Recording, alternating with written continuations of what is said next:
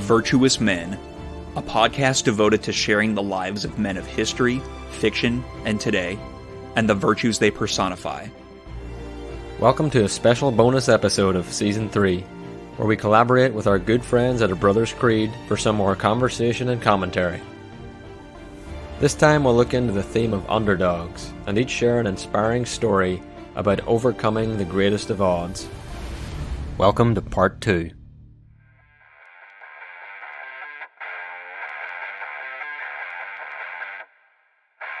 All right, who's next? Scott. Any preface to your story here, Scott? No, just go ahead and fire away. All right, here we go. The crowd looked massive from down on the field. Most people would have been intimidated by the sight and sound of thousands of people watching your every move. But to the player who had just suited up, it didn't scare him in the slightest. He knew that no matter what happened on the field today, he had nothing to fear. He had dreamt of this moment his whole life, and he was going to give it his all.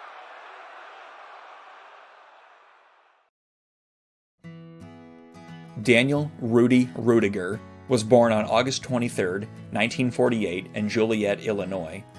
His father worked as a coal miner to support his wife and 14 children. An avid fan of college football, Rudy's father would gather the family around the television on weeknights to watch Notre Dame's Fighting Irish.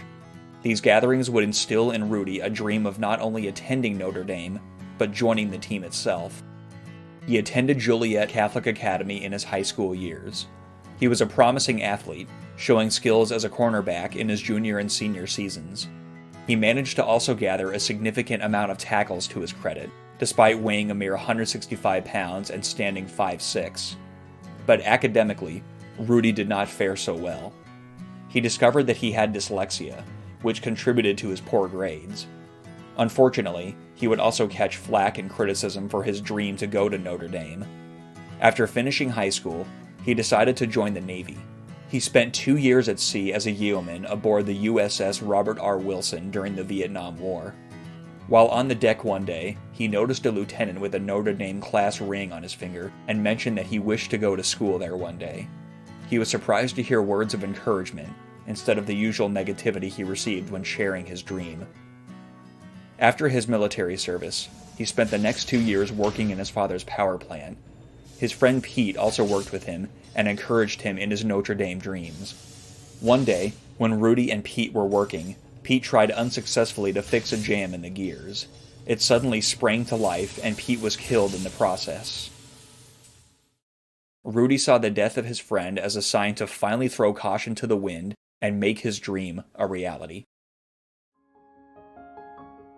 With the aid of his GI Bill benefits, he enrolled and was accepted at Indiana's Holy Cross College in 1972.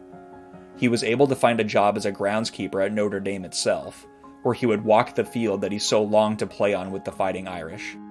He even lived in a dorm room inside the basketball arena during these years. He learned that if he managed to get A's in all of his classes, he would be able to attempt to transfer to Notre Dame after 4 semesters. Armed with this knowledge, Rudy applied himself with zeal to achieve this goal. He routinely tried to apply, but would receive 3 rejection notices over the next 3 semesters. In 1974, Rudy received another letter from Notre Dame after more failed attempts to enroll. This was his last chance before he was no longer eligible. He opened the letter. He was approved. He would be a true Notre Dame man. Now that the first part of his dream had been realized, he had to fight even more uphill battles to make it on the team. Through hard work and determination, Rudy made it onto the scout team, a group that helps the varsity players practice. 3 of the coaches guided Rudy in his quest to play a game. Merv Johnson coached Rudy and saw to it that he remained on as a scout team member. Head coach Ara Parsegian promised Rudy he would play before stepping down in 1974. Dan Devine, former head of the Green Bay Packers, replaced him as head coach. Despite not having made the same promise as his predecessor, Devine decided to give Rudy his chance. In November of 1975, Notre Dame was battling Georgia Tech, and this was the last chance Rudy would be able to play as an official member of the Fighting Irish. Devine told Rudy to suit up. After stepping on the field that he had once walked on as a groundskeeper, he would see action in 2 plays. On the final play, he managed to break through the much heavier players and tackle Georgia Tech quarterback Rudy Allen. The crowd erupted. Rudy's twofold dream had finally been realized. The players lifted Rudy onto their shoulders and carried him off the field. He would be the first player in Notre Dame's history to receive this honor. The game was the first and last of his football career, yet it would make him a Notre Dame legend for all time. Rudy went on to be a businessman and real estate salesman. His story was made into the beloved 1993 sports film Rudy, which is considered a classic of the genre. He now works as an author and motivational speaker. To most of us, what Rudy achieved was not a world-changing event. One could very well sum up his story as a kid who got into a school, played a game, and moved on with life. Yet his story continues to endure and inspire decades later. Some say his story is the epitome of what an underdog is. His tale resonates because we have all been Rudy at some point in our lives. We have all had dreams. We have all had obstacles. We have doubts about our goals. But unlike Rudy, many of us have failed to achieve our dreams because we don't believe we can do it, or we believe others when they say we can't do it. As he demonstrated on Notre Dame's field all those years ago, Rudy is not such a man. He shows us we can do it. He shows us we can allow ourselves to not be robbed of our joy. He shows us we can succeed. There are 2 kinds of people. There are the ones who believe in your dreams, and there are the ones who think it's their job to crush those dreams.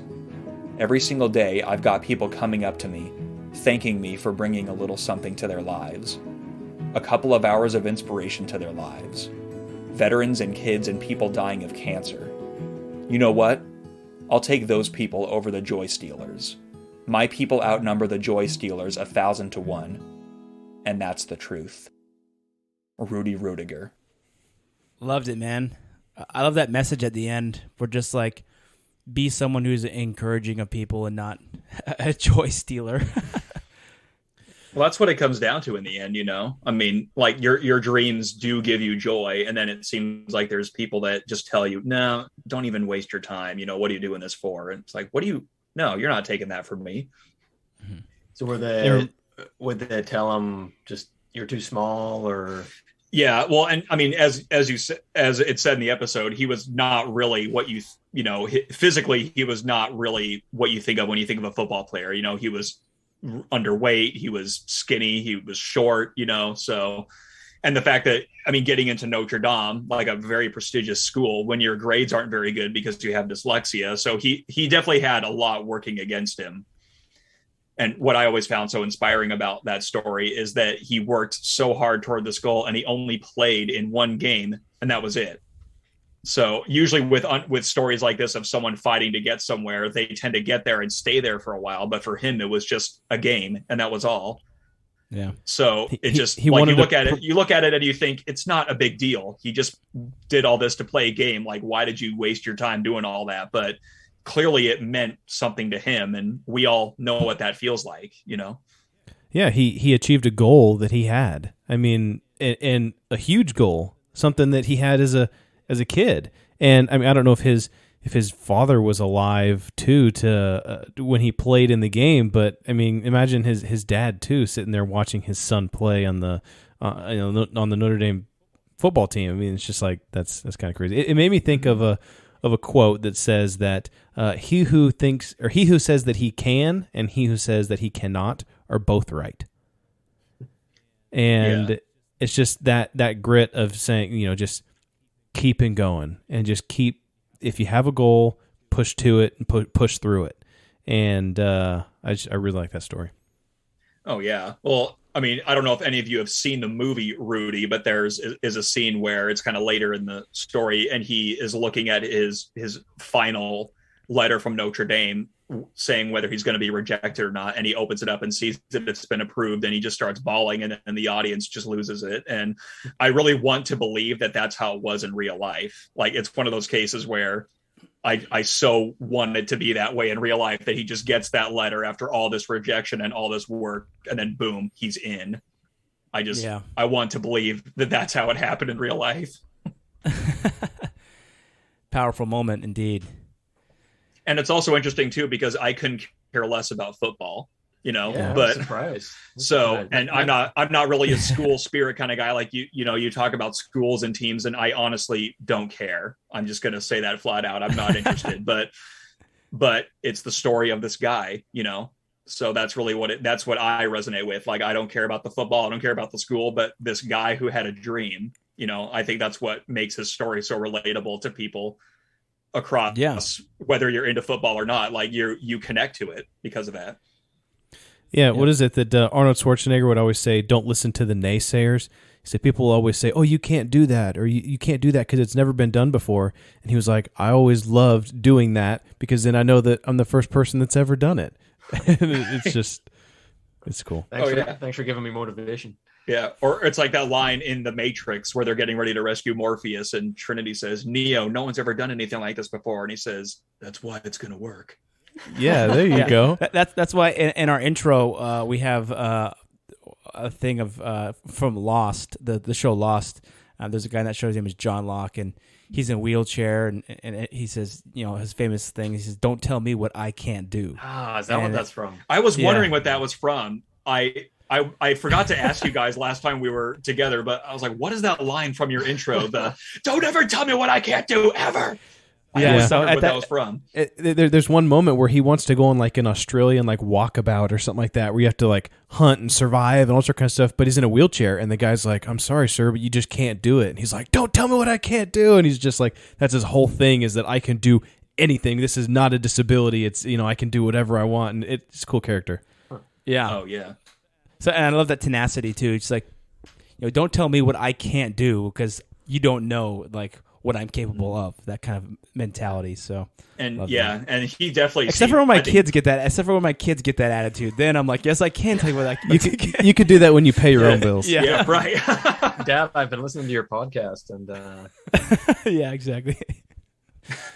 So, well, great. That was so awesome. Thanks for sharing that one with us. You bet. All right, I think Jared, you're next. Yeah. So cap this off. Go out swinging. yeah. Like I said, mine is also another a battle one. This one's a little bit earlier, so I'll go ahead and roll this here. We can talk about it after. In the late 1800s, as the British Empire continued its global expansion into Africa, there's one battle that stands out. It was the Battle of Isandlwana. Sir Henry Frere was appointed High Commissioner of the Southern Africa, and his job was to implement a previously known scheme to confederate and subjugate the people of the Kingdom of Zululand. The king of the Zulu people was named Cetshwayo. A seasoned warrior and experienced politician, Cetshwayo first sought to make peace with the British Empire, but peace talks soon evaporated when Sir Frere issued an ultimatum that the Zulu Kingdom must dismantle its entire military, amongst other things, within 30 days or else. With this obvious provocation of unrealistic demands, King Cetshwayo refused, much like King Leonidas of old, to lay down his weapons. The day of the battle was a sunny day in late January 1879. The Zulu army numbered 20,000 men against an army of 1,800 British troops. The British soldiers, despite their inferior numbers, were equipped with modern weaponry. Their artillery cannons and repeating lever-action rifles provided a level of confidence against the spears and cowhide shields of the Zulu warriors. Cetshwayo sent the 20,000-strong men, Zulu Impi, or Zulu Force, from the near present-day Ulundi on January 17th across the White Umfozi River with the following command to his warriors. March slowly, attack at dawn, and eat up the red soldiers. The morning of the 22nd of January, the British forces under the command of Lord Chelmsford left the fortified British camp on the hill of Isandlwana to seek out the Zulu warriors in the field and win a quick, decisive victory. Chelmsford left behind 1,300 men to defend the camp and left Lieutenant Colonel Henry Pouline in charge of the camp's defense. Pouline was an administrator with no frontline or command experience on a campaign. While Chelmsford was in the field seeking the Zulu force, the entire Zulu army had outmaneuvered him, moving behind his force with the intention of attacking the British army the next day. They had successfully evaded Chelmsford and drawn his attention to a smaller force of the Zulu army. That same day, a few British scouts, upon chasing a few Zulu soldiers into a nearby valley, discovered the bulk of the 20,000 Zulu force sitting in total silence. Once discovered, the entire Zulu force leapt to the offensive. Even though the Indunas, or the troop leaders, lost control over the advance, the warriors' training allowed the Zulu troops to form their standard attack formation on the run, with their battle line deployed in reverse of its intended order. The Zulu army pursued the scout force and was met in the field a short distance from the British camp by the remaining soldiers sent to defend the camp. The Zulu army formed a formation similar to the head of a bull, with men spanning out on each side, like the horns, to outflank the British army. The main Zulu force was in the center, where the figurative head of the bull is. The main British artillery was focused on the force in the middle of the bull's head, but the left horn of the soldiers began to outflank the British force. This caused the British to order a retreat back to camp, which is where everything devolved into hand-to-hand combat. As the British soldiers retreated to the camp for their final stand, at around 2:30 in the afternoon, a unique apocalyptic scene emerged. One British officer described it in these words: "In a few seconds we distinctly saw the guns fired again, one after other, sharp. This was done several times, a pause, and then a flash. The sun was shining on the camp at the time, and then the camp looked dark, just as if a shadow had passed over it. The guns did not fire after that, and in a few minutes all the tents had disappeared." Similarly, a Zulu warrior described it in this way: The sun turned black in the middle of the battle. We could still see it over us, or should have thought we had been fighting till evening. Then we got into the camp, and there was a great deal of smoke and firing. Afterwards, the sun came out bright again. The air was filled with smoke from cannon and musket fire. The sounds of men dying in hand-to-hand combat echoed across the open field when the midday sun suddenly turned black. Zulu lore claims that God himself closed his eyes during the battle, for he could not bear to look on the horrors that mankind was inflicting upon itself. Now fighting in nearly dark conditions, the Zulu warriors, a highly superstitious people, took this as a sign that God would not hold these deaths against them, and this invoked even more fierce fighting. Another Zulu warrior recalled this event as the battle reached a fever pitch.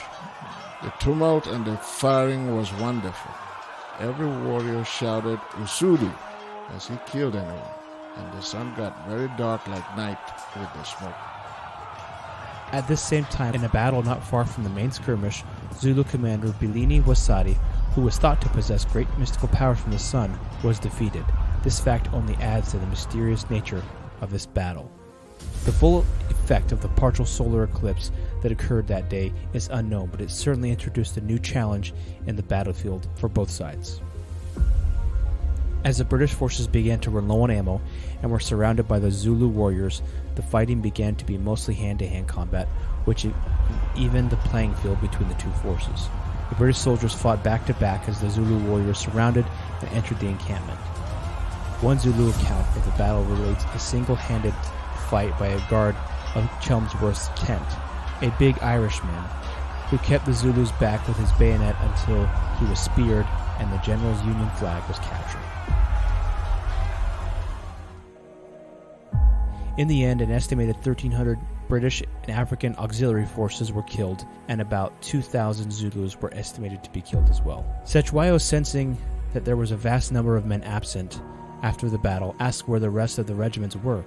When told that they were dead, the king prohibited his people from traditional celebrations following such a victory. Instead, he called for a time of mourning and cried out in agony, "A spear has been thrust into the belly of our nation. There are not enough tears to mourn the dead." These words ultimately ended up being true, as the Zulu Kingdom fell months later when the British reinforcements arrived. The Battle of Isandlwana was nevertheless a victory of the underdog Zulu people. The British General Chelmsworth had underestimated the disciplined, well-led, well-motivated, and confident Zulus. The failure to secure an effective defensive position, the poor intelligence on the location of the main Zulu army, Chelmsworth's decisions to split his force in half, and Zulu's tactical exploitation of the terrain, and the weakness of the British formation all combined to prove catastrophic for the troops at Isandlwana. The ultimate defeat of the British force in this battle was described by author Saul David as the British Army's most humiliating defeat, making it a unique underdog story and one for the history books.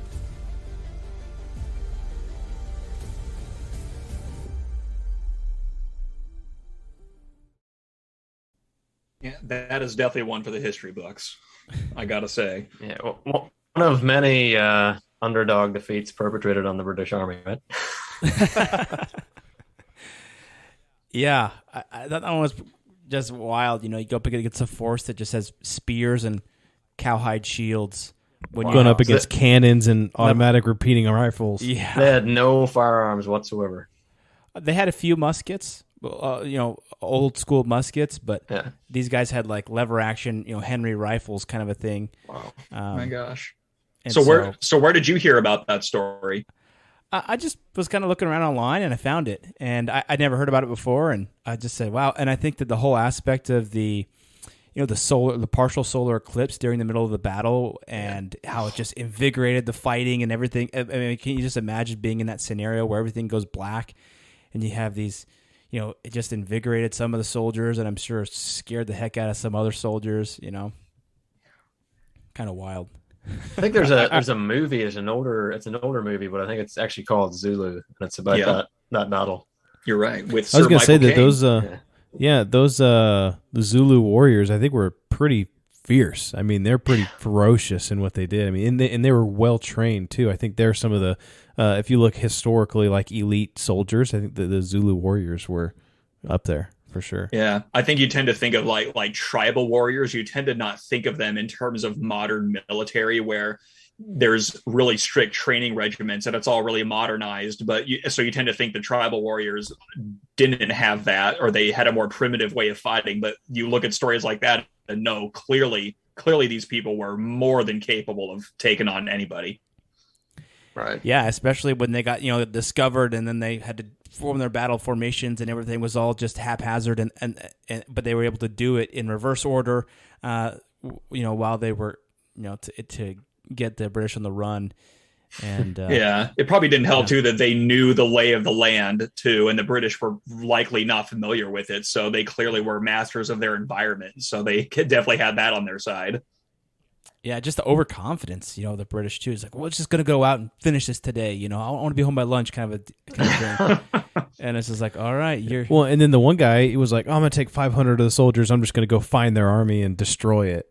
Right? The head guy, didn't he? Yeah, well, he took half the soldiers. Yeah, he left and just was like, yeah, you guys take care of the home base. And then little did he know that... Left to the guy who had no experience at all. He's just like, you take care of the base. And he's like, but... he's just like, just stay here. Right. Yeah, that's an amazing story. What time period was this? Was this like this was like 1800s, like mid 1800s. Okay. I think it was the mid 1800s. So and it's interesting. You kind of look at both sides. The Zulus don't have a lot of story from the Zulus. Eventually, like I said, the British came in and with lots of reinforcements and ended up wiping them out. And then taking over the country. Interestingly, though, Cetewayo, he was banished from the country. He went back to London for a while, and then actually many years later, the English tried to bring him back in as president because they couldn't manage the people of that area, so they tried to bring him back in. I don't think that worked out very well, but Wow. But it was kind of interesting, just the whole, that whole thing and how they fought against a tyrant.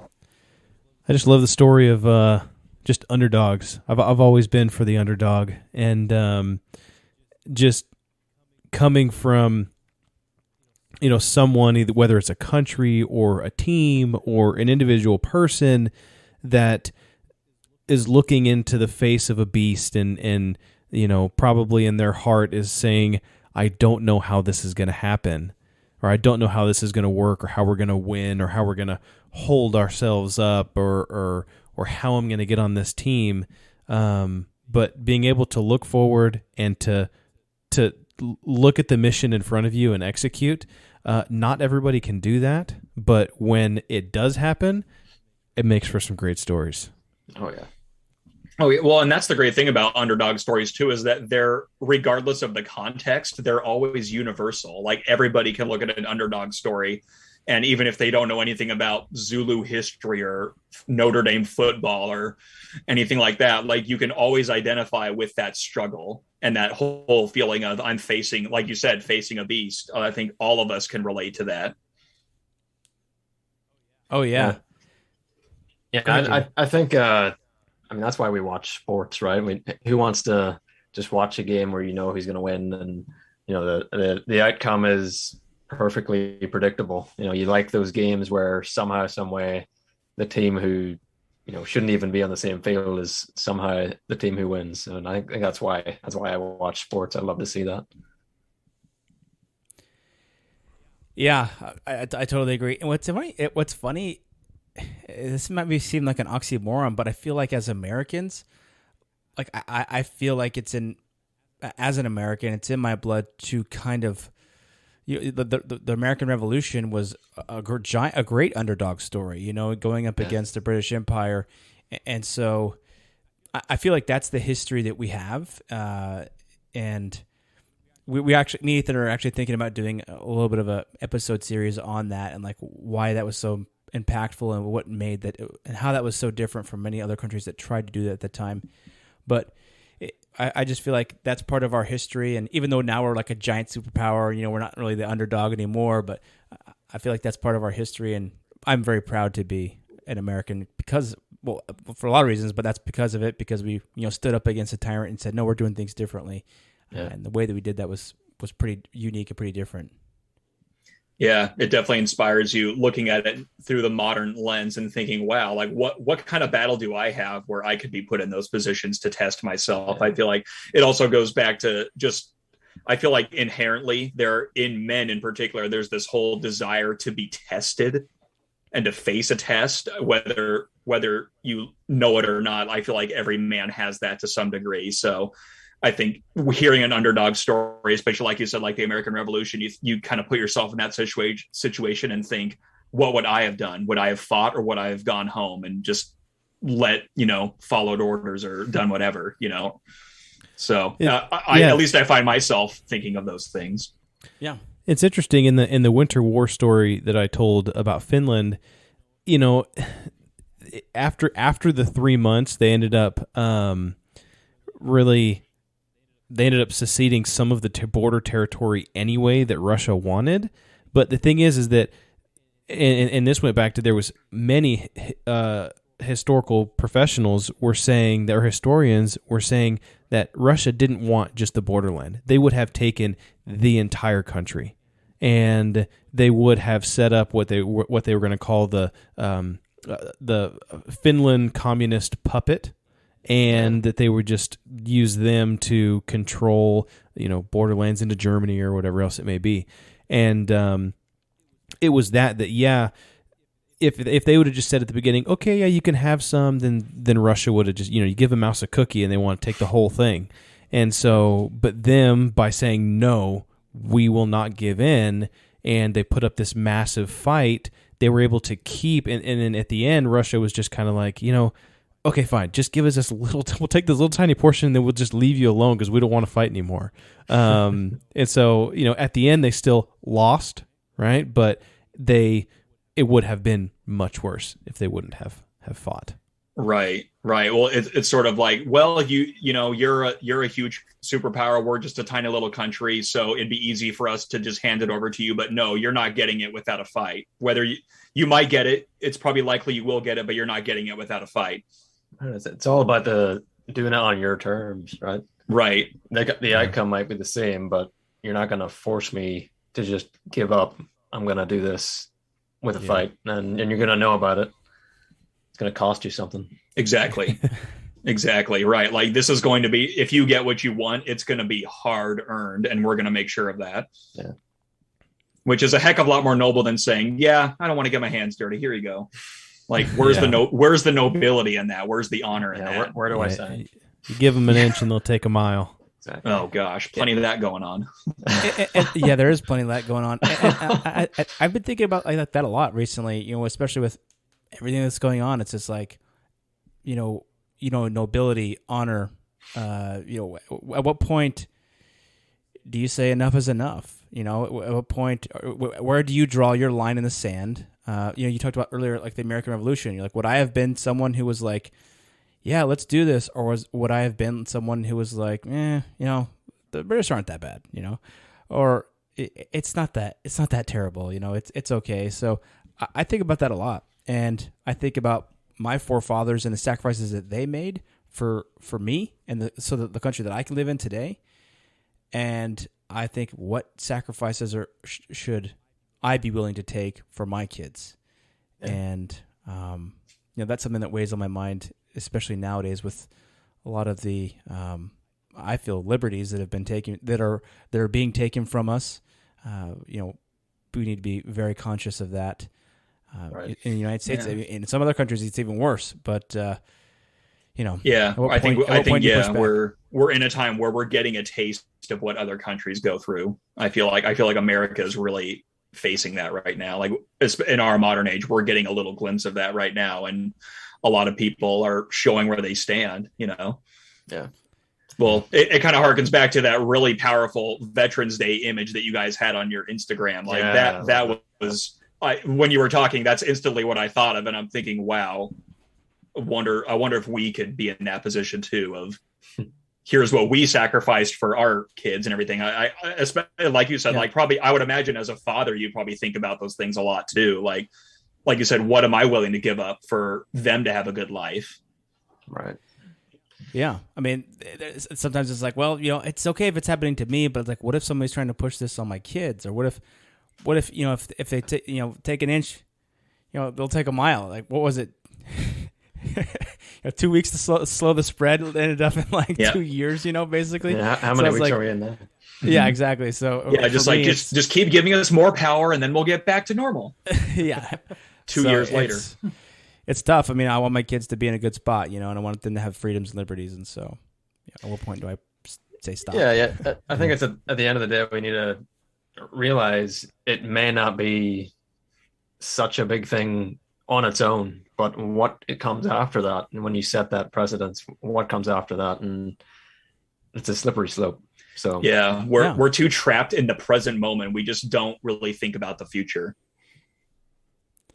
Yeah, and I think that sometimes as in living in a modern society, we forget that we live in a violent world. And we forget, it's like we weren't around during World War II. We were around during a 20-year war in Afghanistan that would just happened in some foreign land that we saw on TV that was just like a movie, So we forget what it's like. And people who have never been to another country, it's even easier to forget what it's like. And so, countries do terrible things throughout the history of the world. There are countries within lifetimes of people who are alive who have done awful things. They're right now. I mean, there are like concentration camps in China.